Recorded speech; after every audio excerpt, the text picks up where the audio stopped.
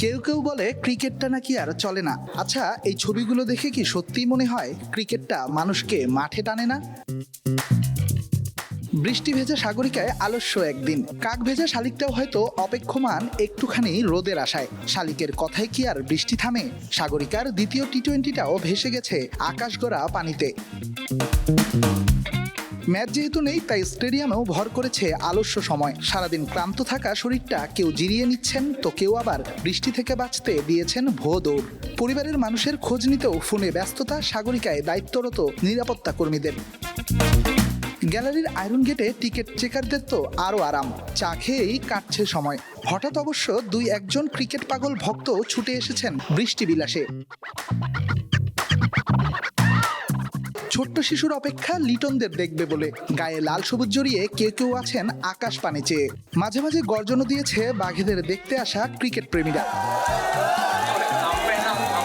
ভক্তদের এই আকুল প্রতীক্ষা অবশ্য দূর থেকেই দেখেছেন শন টেইট। অজি কিংবদন্তি হয়তো ভাবছেন, কি পাগল এক ক্রিকেট জাতি এই বাংলাদেশ।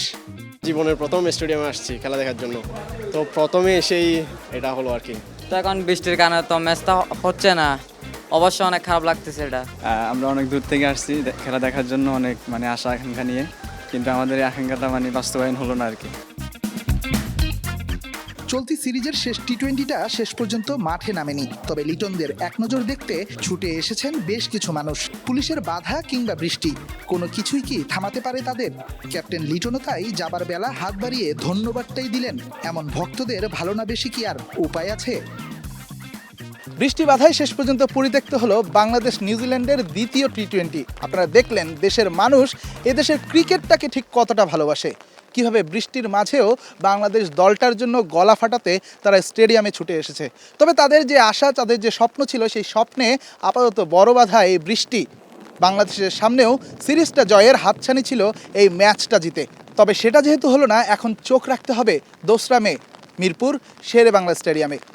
চট্টগ্রাম থেকে রেদওয়ান শাওন, স্টার নিউজ।